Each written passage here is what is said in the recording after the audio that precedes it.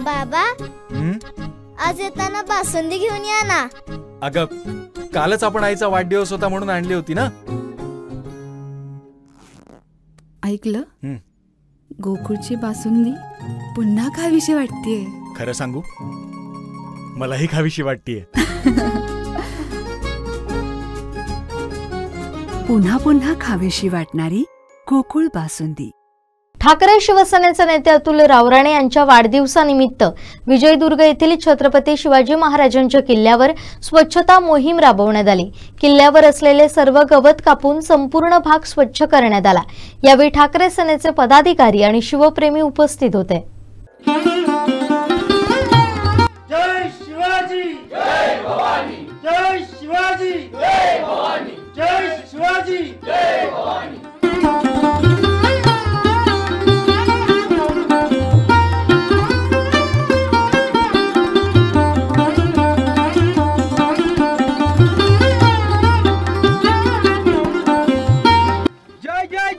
जय भवानी, जय भवानी।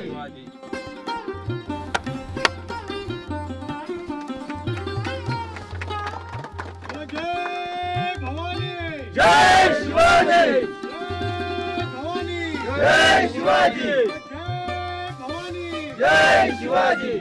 रावणे साहेब आणि सगळी मित्रमंडळींची त्यांच्या वाढदिवसानिमित्त तुझ्या चरणी आलेली आहेत। दरवर्षी तुझ्या चरणी येत आहेत, तुझी मनोभावी सेवा करतायत। तुझ्यावर त्यांचं नितांत प्रेम आहे। या किल्ल्याच्या प्रेमापोटी, या सर्व लोकांच्या प्रेमापोटी दरवर्षी तुझ्या चरणी येत आहेत, तुझी सेवा करतायत। ती सेवा मान्य करून घे। त्यांनी आता तुझी सेवा केली आहे, वेळेवर सेवा केली असेल, चुकलं असेल, मागलं असेल ते माफ कर। असा त्यांचा आनंद करून घे। त्यांच्या मनोकामना पूर्ण कर, सुप्त मनोकामना असतील त्याही पूर्ण कर। त्यांच्या पाठीशी उभं राहा, त्यांच्याशी बडबड करून दे माते, होरी माते की जय। आली माते।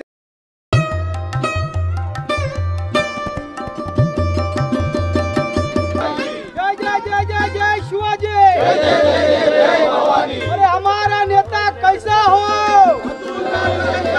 भवानी, जय शिवाजी, जय भवानी, जय शिवाजी। आदरणीय पक्षप्रमुख उद्धवजी ठाकरे यांचा जय हो।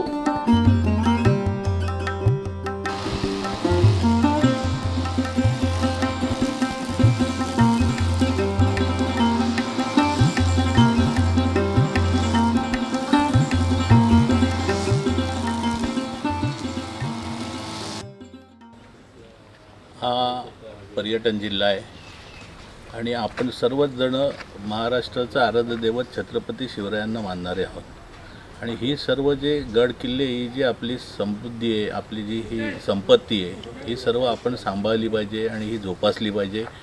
छत्रपती शिवरायांनी हा वारसा आपल्याला दिलेला आहे, तो आपण जतन केला पाहिजे आणि पुढच्या पिढीसाठी याचं संवर्धन झालं पाहिजे। ह्या दृष्टिकोनातून जसं राजस्थान असेल किंवा जसं सगळीकडे जगामध्ये किल्ले संवर्धन केले जातात आणि त्यातून तो इतिहास आणि त्या इतिहासातून आपल्याला प्रत्येकाला काही ना काही पुढच्या पिढीला त्याचं शिकवण मिळते। आज छत्रपती शिवरायांचा इतिहास हा नुसता सांगण्यासाठी नाही, तर तो आपल्याला आचरणात आणला तर आपण चांगलं असं समाजकार्य घडवू शकतो। आज महाराजांनी जो आपल्याला एवढा मोठा ठेवा दिलेला आहे, हा आपण जतन केला तर पुढच्या पिढीसाठी याचा नक्कीच आपल्याला फायदा होईल। पुढच्या पिढीसाठी तो आदर्श ठरेल। जसं पर्यटन जिल्हा आहे, हा पर्यटन जिल्हा असल्यामुळे जसं गोव्यामध्ये पर्यटक येतात आणि संपूर्ण गोव्याचा जी काही विकास असेल किंवा गोव्यामध्ये जी आज सर्व लोकांमध्ये जी चांगली त्यांना रोजगार मिळाला आहे, त्यांच्याकडे चांगलं व्यवसाय आहेत आणि त्या सर्वांचं राहणीमान, त्यांची सगळ्यांची उत्पन्न हे दरडोई चांगल्या प्रकारे आहे। त्याला कारण काय आहे की पर्यटनातून त्यांच्याकडे विकास होतो आहे आणि आपला पर्यटन जिल्हा आहे। आणि हा विजयदुर्ग असेल, देवगड असेल या सिंधुदुर्ग असेल, हे सर्व जे जलदुर्ग आहे ह्याच्यासाठी पर्यटक इथे येतात। पण त्या पर्यटकांना, त्या इतिहासकारांना आपण जर त्याचं जतन केलं तर आपण ते नक्कीच चांगल्या प्रकारे त्याचा आपल्या ह्या भागातील सर्व आपल्या सिंधुदुर्गवासियांना त्याचा उपयोग होईल। पर्यटनातून येणारे पर्यटक ज्यावेळेला इथे येतील त्यावेळेला ते खालती गेल्यानंतर आतमध्ये तिथे त्यांचा होमस्टे होईल, त्याच्यानंतर ते 2 दिवस इथे मुक्काम करू शकतात। त्याच्यानंतर त्यांना जेवणासाठी ते इथे येऊ शकतात. म्हणजे प्रत्येक गोष्ट ही एकमेकावर अवलंबून असते आणि ही सर्व आपल्याला जर चांगल्या प्रकारे आपण सांभाळलं तर पर्यटनातून ह्या जिल्ह्याचा विकास होऊ शकतो. इथे आपल्याला कुठलीही औद्योगिक केमिकल अशा प्रकारच्या MIDCची आपल्याला गरज नाही. आपल्याकडे सुबत्ता आहे. या सिंधुदुर्ग जिल्ह्यामध्ये सागरी किनारे आपल्याकडे आहेत. 2 चांगले बॅकवॉटर्स आहेत. म्हणजे आता तुमचे सौंदर्यापासून ते खारेपाटणपर्यंतची सर्वात मोठी जवळजवळ 70 ते 75 किलोमीटरची खाडी आहे. आज हे आमचे पावलेकर साहेब हे विजयदुर्ग किल्ले संवर्धन समिती आहे, त्यांची हा सर्व जो ठेवा जतन करण्यासाठी नेहमीच अग्रेसर असतात ही सर्व मंडळी. यांच्याबरोबर दरवर्षीच्या कार्यक्रमाला मी येतो आणि एक वेगळा असा अनुभव मला इथे अनुभवायला मिळतो. पण त्यातून आपण काय करू शकतो या एकाच भावनेतून आम्ही ठरवलं की माझ्या वाढदिवसाला आपण इथे किल्ल्याची साफसफाई करून जो काय आपल्याला हातभार लावता येईल तो आपण पर्यटनाच्या दृष्टिकोनातून आपण लावला पाहिजे. ही सुरुवात मी माझ्यापासून केलेली आहे. जर या बॅकवॉटर्स केरळच्या धर्तीवरती बॅकवॉटर्स आणि गोव्याच्या धर्तीवर जर समुद्रकिनारे जर आपण चांगल्या प्रकारे डेव्हलप केले तर या जिल्ह्यातला प्रत्येकजण सुखी होईल, प्रत्येकाकडे समृद्धी येईल आणि हा सिंधुदुर्ग जिल्हा हा सर्वात श्रीमंत जिल्हा म्हणून नावारूपाला येईल. आज बुद्धिमंत मुलं इथे आहेत.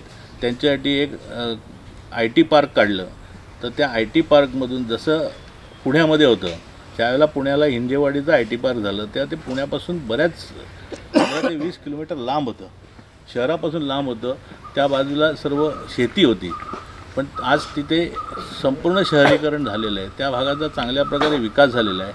तीच विकासाची गंगा आपल्या जिल्ह्यात येऊ शकते आणि त्याची सुरुवात आपण पर्यटनाच्या माध्यमातून करतोय जेणेकरून पर्यटनाला चालना मिळेल. आमचे दिवसभरातले सर्व अपडेट्स, ताज्या घडामोडी आणि थेट लाईव्ह पाहण्यासाठी सबस्क्राईब करा, लाईक करा कोकणचं नंबर 1 महा चॅनल कोकण 7 लाईव्हचं YouTube चॅनल.